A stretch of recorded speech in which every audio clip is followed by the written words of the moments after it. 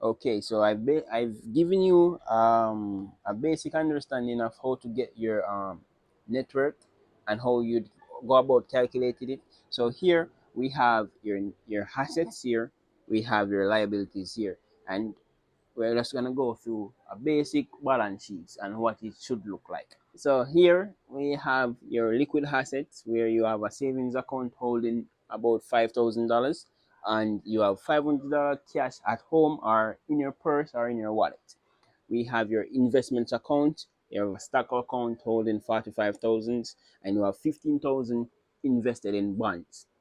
You've done an appraisal on your home, and your land and your home together cost $150,000 roughly.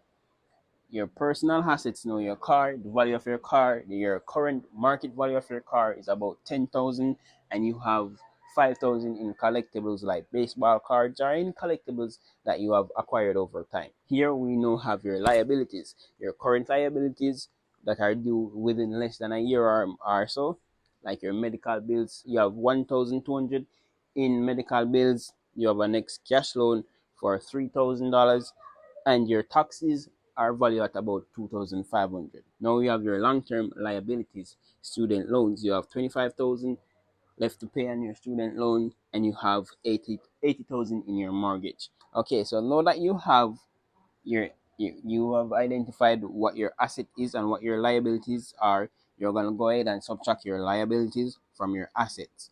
The sum of your assets is 230,500, and the sum of your liabilities are 111,700.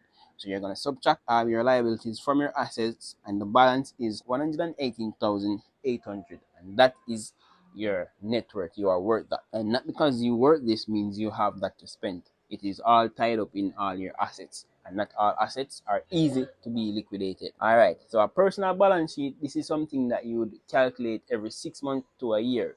After calculating your balance sheet, if your assets column is growing, that means you're doing something right and you should continue on this track. If your liabilities are growing, then you can find a way to invest more in your assets or cut some expenses. And this is basically how you go about calculating your personal balance sheet and determine what your net worth is. And this is a step closer in maneuvering and being on top of your personal finances.